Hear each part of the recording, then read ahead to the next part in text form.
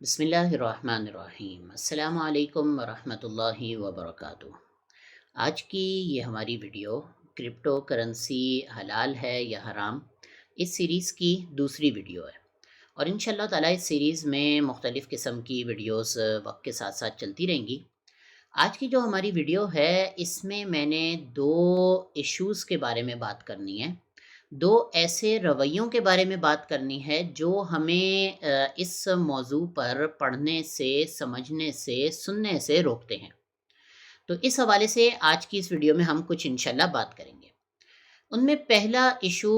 یہ ہے کہ جب کوئی بندہ، کوئی عالم اس کی کرپٹو کرنسی کی حمایت میں کوئی بات کرتا ہے تو یہ کہا جاتا ہے کہ ان کے مفادات اس کرنسی سے متعلق ہیں، اس وجہ سے یہ بات کر رہے ہیں۔ کہنے والے واضح طور پہ تو نہیں کہتے، لیکن مطلب یہی بنتا ہے کہ یہ جو بندہ جو یہ بات کہہ رہا ہے یہ 2 نمبر ہے، یہ فراڈی ہے، اور یہ صرف اس لیے بات کر رہا ہے تاکہ اس کے اپنے مفادات اس سے حاصل ہو سکیں اور اس کو فائدہ ہو سکے۔ گزشتہ ویڈیو میں نے آپ حضرات کے سامنے حضرات علماء کرام کی آراء پیش کی تھی، پوری دنیا کے حضرات تھے، اور اس میں نے واضح طور پہ یہ کہا تھا کہ جو حضرات ناجائز کہتے ہیں ان کی تعداد ابھی بھی کافی زیادہ ہے، اگرچہ گزشتہ 1 ڈیڑھ سال کے اندر کافی زیادہ تبدیلی آئی ہے، لیکن اس کے باوجود جو حضرات ابھی ناجائز کہتے ہیں یا ناجائز سمجھتے ہیں ان کی تعداد دنیا میں کافی زیادہ ہے۔ لیکن جو حضرات جائز سمجھتے ہیں ان کی بھی ایک بڑی تعداد ہے، اور ان میں کچھ بڑے نام بھی ہیں جو عالمی طور پہ بھی بڑے نام ہیں، لیکن اس کے باوجود یہ کہا جاتا ہے کہ ان کے مفادات متعلق ہیں، یا پھر یہ کوئی چھوٹے لیول کے، جس طرح ایک ہوتا ہے کہ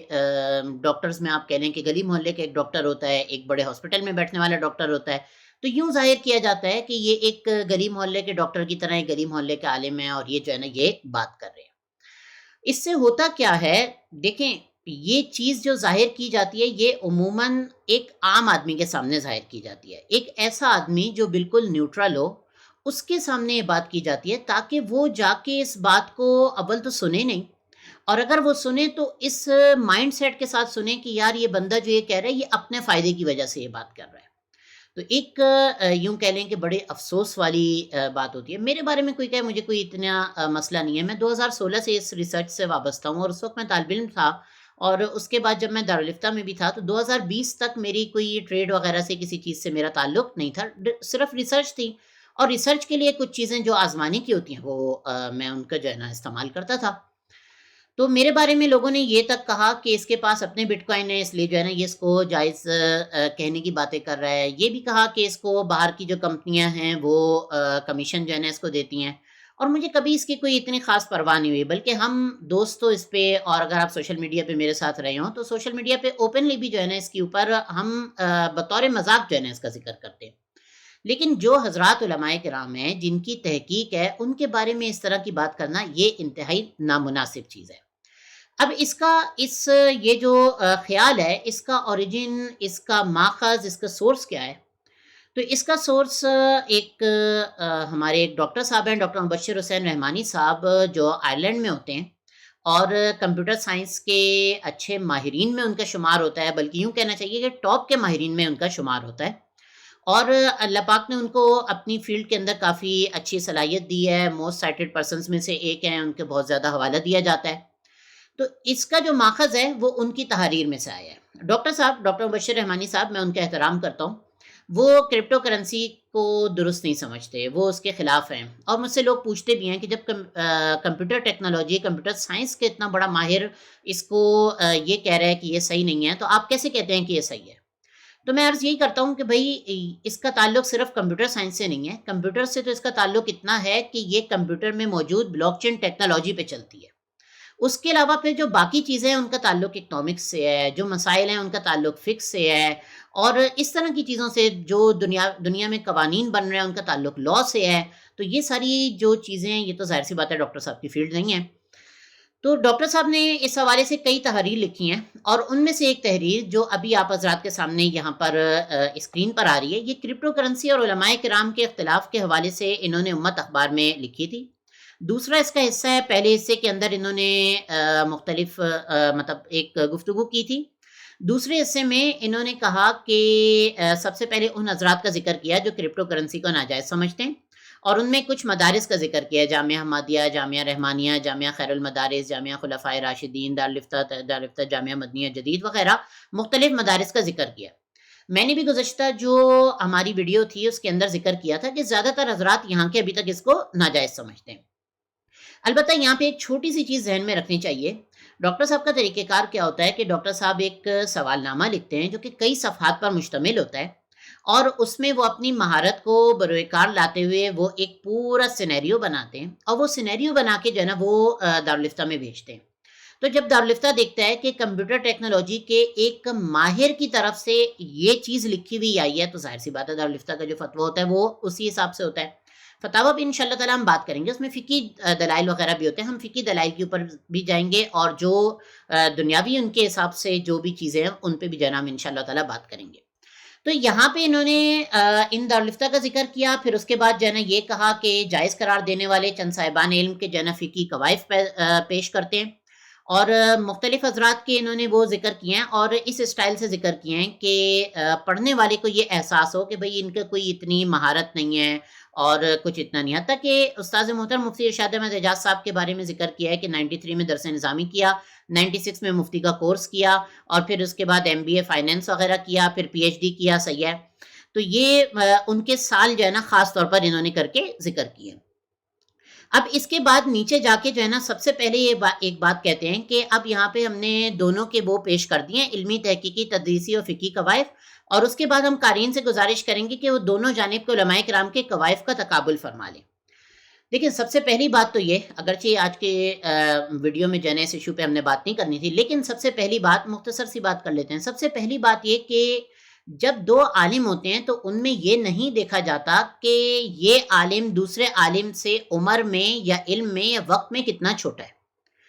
امام ابو حنیفہ رحمہ اللہ، ان کی جب وفات ہوئی تو اس کے بعد امام شافعی رحمہ اللہ کی پیدائش ہوئی ہے۔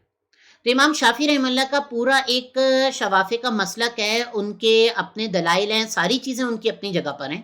اور امام ابو حنیفہ رحمہ اللہ کی اپنی جگہ پر ہیں۔ امام شافعی رحمہ اللہ امام مالک رحمہ اللہ کے شاگرد ہیں اور ان سے کئی چیزوں کے اندر اختلاف کرتے ہیں۔ امام احمد بن حنبل رحمہ اللہ امام شافعی رحمہ اللہ کے شاگرد ہیں، ان سے کئی چیزوں میں اختلاف کرتے ہیں۔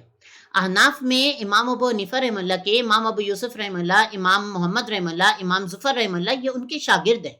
اور یہ ان سے اختلاف کرتے ہیں۔ اور ایسا نہیں ہے کہ انہوں نے یہ اختلاف اپنی صرف آخری عمر میں جا کے کیا ہو جب ان کا بھی بہت تجربہ ہونی جتنا ہو گیا، بلکہ ظاہر سی بات ہے وقت کے ساتھ ساتھ یہ چیز چلتی رہی، مجالس کے اندر بھی اختلاف ہوتا رہا۔ تو یہ بات، یہ پوائنٹ غلط ہوتا ہے۔ ایک بندہ جس کا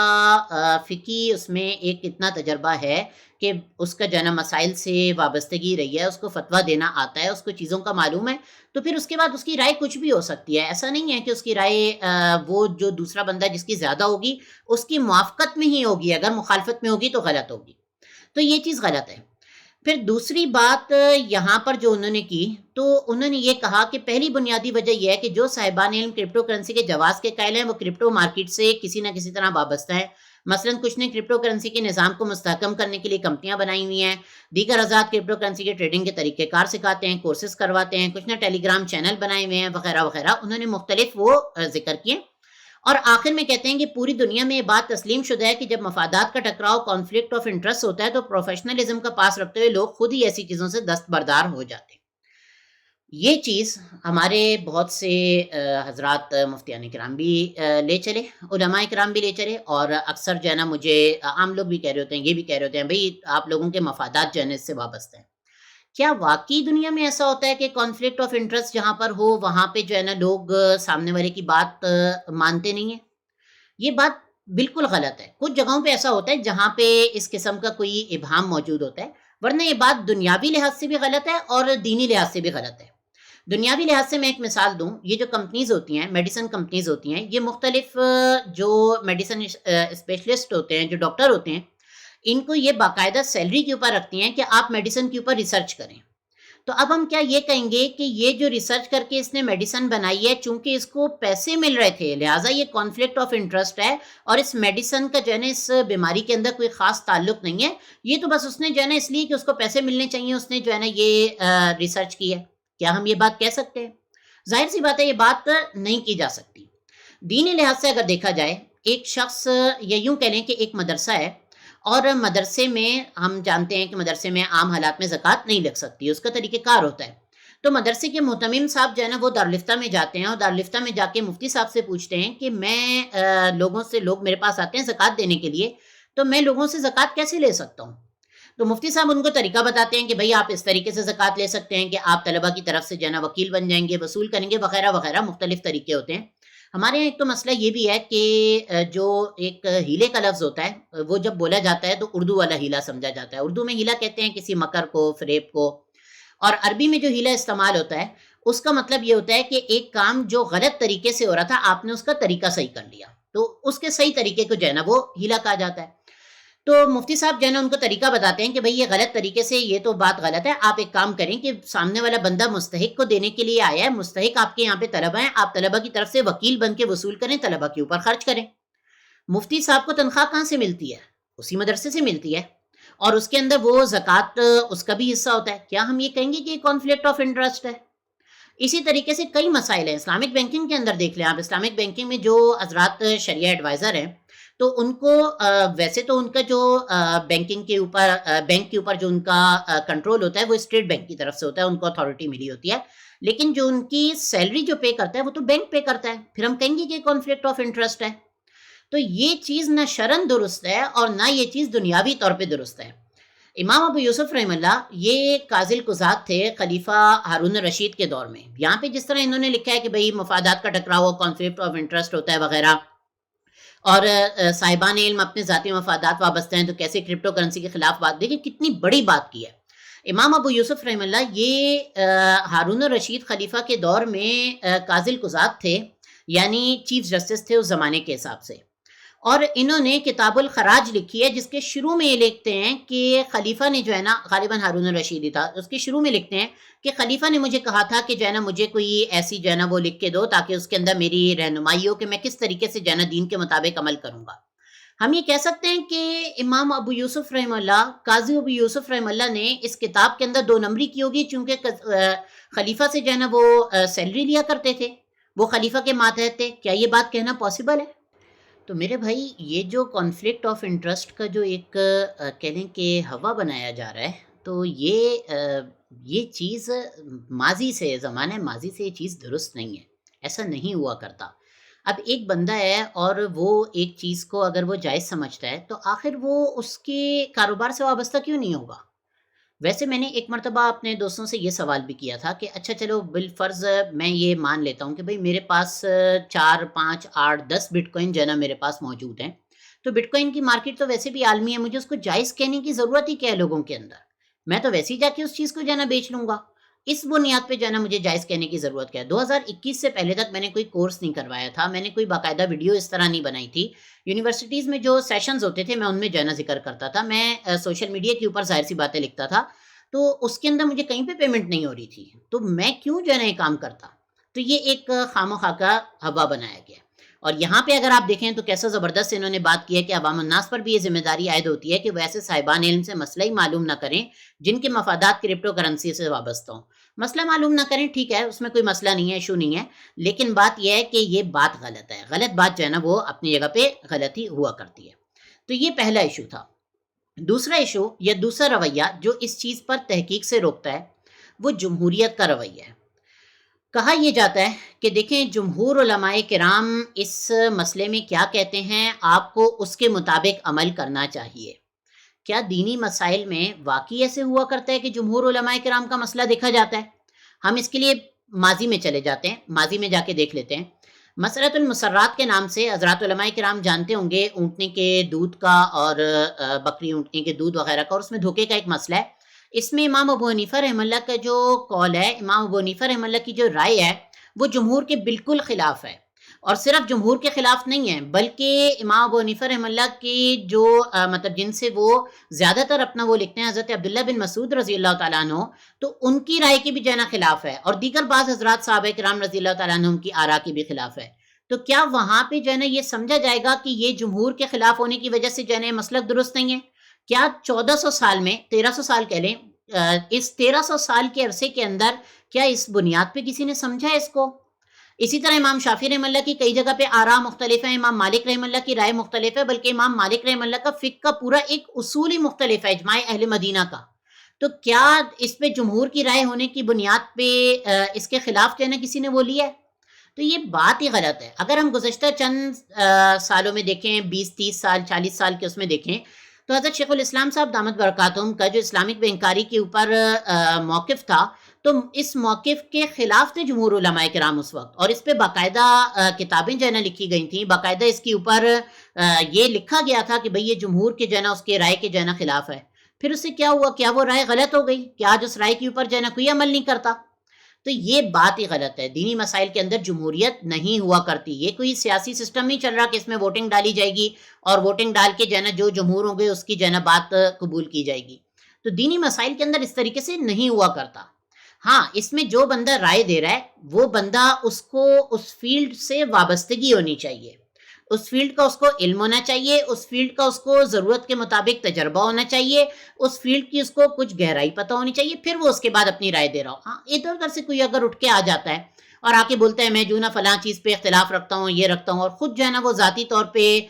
کوئی وہ ڈاکٹر ہے، کوئی وہ انجینئر ہے، تو ہم اس کو یہی بولیں گے بھائی یہ تمہاری فیلڈ ہی نہیں ہے، تم نے اس کے اندر اس چیز کو پڑھا ہی نہیں ہے، تمہیں پتہ ہی نہیں ہے اس میں جو ہے نا گہرائی کتنی ہوتی ہے. لیکن جن کا میں ذکر کر رہا ہوں وہ تو حضرات علماء کرام ہے نا، ان کا تو تجربہ ہی اس چیز کے اندر ہے، ان کی تحقیق ہی اس چیز کے اندر ہے. ان کے بارے میں جو ہے نا یہ کہنا کہ بھئی چونکہ جمہور میں سے نہیں ہے لہٰذا جو ہے نا ان کی بات سننی ہی نہیں چاہیے، تو یہ بات غلط ہے بالکل. تحقیق تو ویسے بھی ہمیشہ شروع میں جو ہے نا ایک دو جگہوں سے شروع ہوتی ہے اور پھر آہستہ آہستہ آہستہ آہستہ کر کے پھیلتی ہے. ایسا تھوڑی ہوتا ہے کہ ایک بندہ ایک رات کو اٹھے گا اور وہ جو ہے نا سب کے سب کو اپنے ساتھ ملائے گا اور ایک ساتھ جو ہے نا ایک عدد جمہور بن جائے گا. ایسا نہیں ہوا کرتا. ایک عام آدمی کے لیے ایسی صورت میں کیا کرنے کا وہ ہے حکم ہے؟ تو عام آدمی کے لیے حکم ہے فَاسْأَلُوا أَهْلَ الذِّكْرِ إِن كُنتُمْ لَا تَعْلَمُونَ. اگر تم نہیں جانتے تو جاننے والوں سے معلوم کر لو. یعنی جو ایک بندے کی نظر میں علم والا ہے، تقوی والا ہے، دیانتداری والا ہے، وہ کسی چیز کا علم بھی رکھتا ہے، فقہ کا علم بھی رکھتا ہے اور دیانتداری بھی رکھتا ہے، دو نمبری نہیں کرے گا، اس سے اس نے معلوم کر کے اس کے اوپر عمل کر لینا ہے. یہ اصول ہے، اور اس میں اس کے مطابق جس بندے کو جس فیلڈ میں جس کے اوپر بھروسہ ہو وہ ان سے معلوم کر کے مسئلہ اس کے مطابق عمل کر سکتا ہے. تو یہ دو ایشوز تھے جو کہ میں یہاں پہ کلیئر کرنا چاہ رہا تھا، اور وقت کے ساتھ ساتھ ہم انشاءاللہ تعالی مختلف چیزوں کو کلیئر کریں گے، اس کی مثالیں بھی دیں گے. کیونکہ جب ہمارے یہاں ایک یوں کہہ لیں کہ پاک و ہند کی فضا ہے کہ جب کسی کو جو ہے نا کسی چیز سے روکنا ہوتا ہے، پیچھے کرنا ہوتا ہے، تو ڈائریکٹ جو ہے نا اس کی ذات کے اوپر حملہ کرنا شروع کر دیتے ہیں، یا اس کی جو محنت ہوتی ہے اس کو کسی طرح نیچے کرنے کی کوشش کر دیتے ہیں. اور یہ صرف یہاں کی نہیں ہے، قرآن کریم ذکر کرتا ہے، کفار کہا کرتے تھے احاذ الذی یذکر آلیہتکم، یہ آدمی ہے جو تمہارے جو ہے نا معبودوں کا ذکر کرتا ہے.